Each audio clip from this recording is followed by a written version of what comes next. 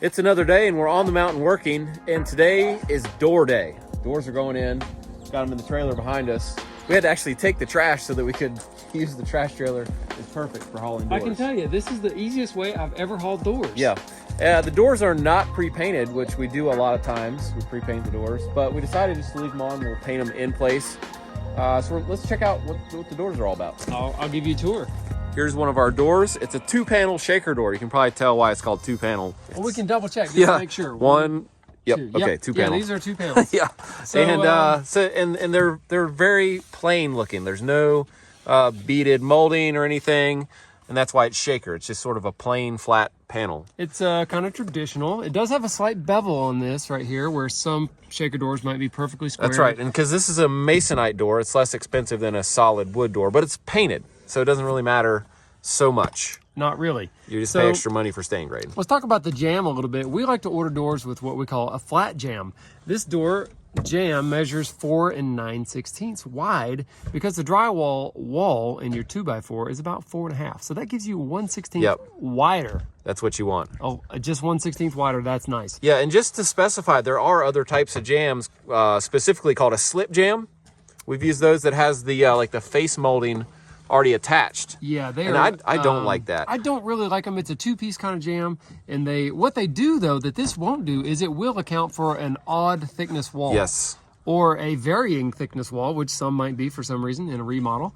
I have run into that quite a bit, actually. Yeah. The problem is it has the same type of face trim on it, kind of no matter what. You can't match the face trim to the rest of your house usually. You'd probably throw it away. And I find it's very difficult for me to hang a door with the face trim already installed because of the way I like to slide the shims in. That's right. You can't shim them very easy. That's a great point. It's hard to shim them. If you've ever pulled out a door that is a slip jam like that comes with the trim installed, most of the people that install those they just shoot through the trim. So like they don't, face trim. Yeah, the face trim. That's There's how no they shims. install the door. They're not putting shim. How would you I don't know. So anyway, just so everyone knows, there's different types of doors on different types of jams. That's what we're doing. So let's do it. Here's something we just noticed. This was the last window trim we put in yesterday, and it's a perfectly square window, right? Isn't that right? Yeah. It must be, because you guys put it in exactly 90 degrees from the rest of the trims. Well, like look, that see, seam is supposed to go that way. When you do it, see, because of the angle and the way that the top in the this and woo. So luckily it only has like 4 nails in it. We're gonna pull it. Switch it. Yeah, I didn't just caulk it and fill holes or anything. Pull it.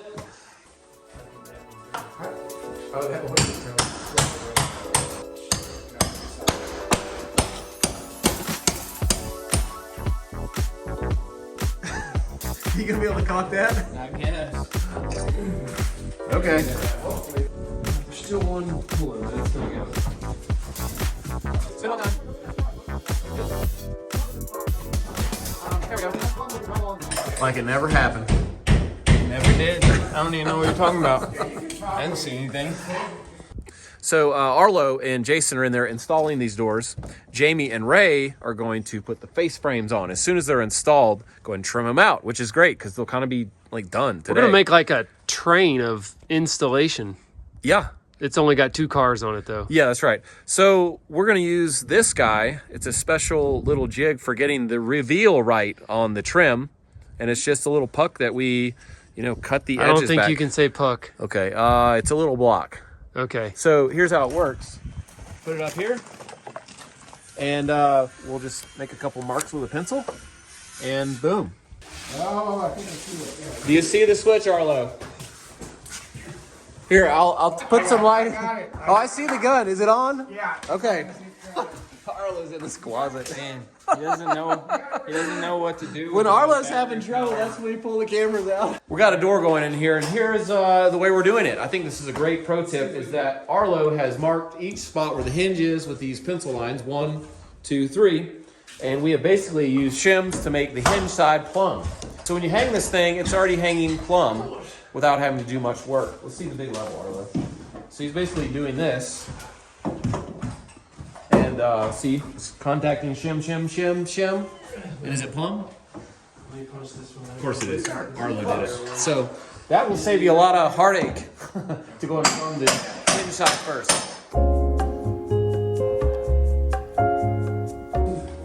Arlo has this really nice square, and you can check outside corners for square.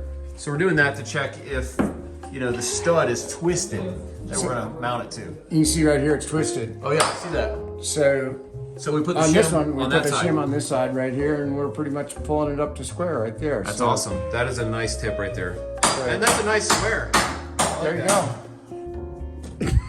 What's your wife been buying there, Ray? Dude, I guess she thinks my dog is about to wear these shoes. But that ain't happening. Oh, we know who wears the pants in your family. This can't be real. I'm glad Amazon alerts me to things like that too all the Yeah. time. My wife one time bought a lizard leash. Like a leash for our bearded dragon. We use that a lot. Nope, never used it. Hey, what's the deal with these dog shoes that are on Amazon order? It's not for our dog. Do not worry. I would never get her shoes. Ray is Okay. worried. Yeah. I figured you wouldn't, but I don't know what else they're for. I will say that there's some dog bow ties coming as well. No. Not for our dog. Okay, not for our dog. Okay. Not for our dog. I will never buy clothes for our dog. I can promise you that. Okay. Thank you. Yeah. All right. This is the first time we put indoors using a cordless, trim gun. Which is really It's really nice because you have to get in there and shut the door, and the hose is always catching on the bottom of the door otherwise, isn't it? Yeah, absolutely. That's the kind of thing that keeps me awake at night. Nightmares.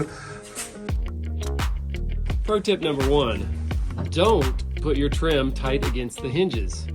Because they move. The hinges move, and they make the most awful creaking, popping sound ever. Yeah, so Pop. when you're putting the face trim on, leave a little gap between the hinges that move. Trust me, somebody will call you back. If their door does that, you will be the first to know about it. Yeah.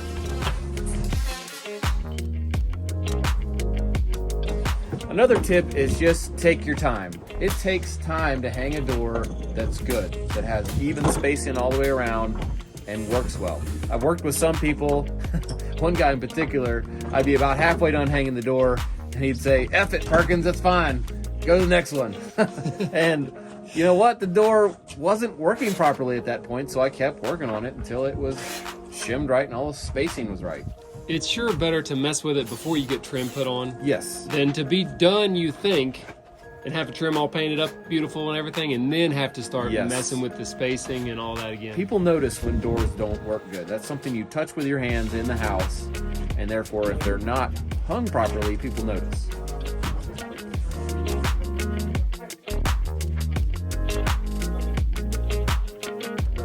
I'm about to take that nail gun away from you. Who put all these nail holes everywhere? Look at this. Look, I don't want it to fall down. That thing away. All right, I'm done. I'm not building a house here. This would be fine. Half the nails would have been fine. I'm done. All right. It's a great idea when you take one of these in to install it that you check for a level across the floor in the door opening. 9 times out of 10, it's not going to be absolutely perfectly level from side to side. And the reason that's a problem is because that out of levelness will translate to an uneven gap at the top of your door. It's best practice to check for level and account for that by cutting the length of each side piece, basically custom cutting it for that location. Let me add to this. Okay, you got your door here. Sometimes these jam pieces like this side and this side from the factory don't measure the same. It is true. And sometimes we check that and do the same thing. Cut one of the sides so that it basically levels the top, and so your top gap on your door to your doorstop is equal.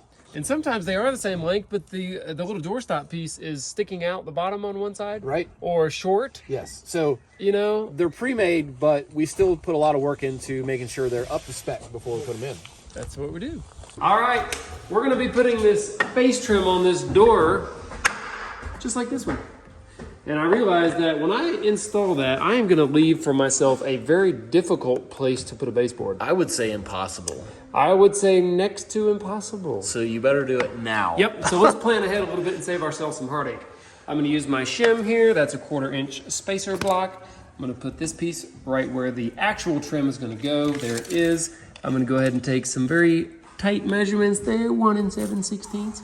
And I'm gonna measure out of the corner the other way. For this one, it's about 1 5/16. I'm gonna go make that little corner and I'm gonna nail it to itself into a one little corner piece. I'm gonna stick it in there, and then I'll make this trim, and wham, bam, I'll stick it in there tight against that. It'll be done. Smarter, not harder. Mm-hmm.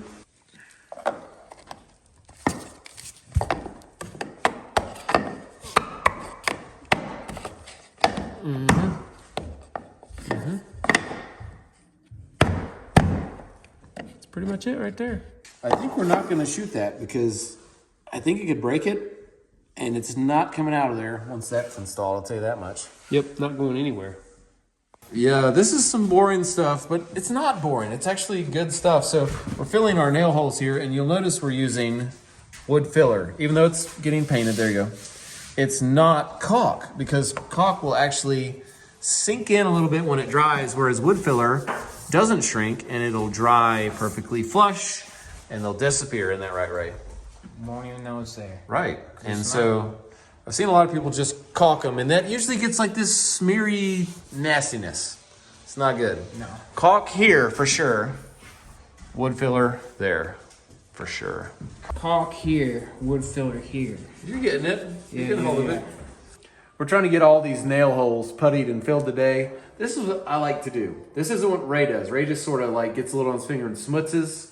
I get it and let it dry just a little, roll it up, and then just take the roll and just do like that. I think it's faster. Ray's gonna disagree. No. That's the No? first time I've seen this. Oh, really? Yeah. See that? It's pretty fast. That's pretty fast. And it works good too. So boom, boom. How's it come out? Just give it a It little just kind bump in. of presses in. Yeah, a little press and pull. It's the press and pull technique. I'm good at the press. You're probably good at the pull. Here's a couple things we haven't done yet, and it was on purpose. Number one is we did not put the inside trim here because this is a vanity that's going to go full width, and we just want to make sure we can slide it in there if we have to, and if this trim's in the way, it's not going to go.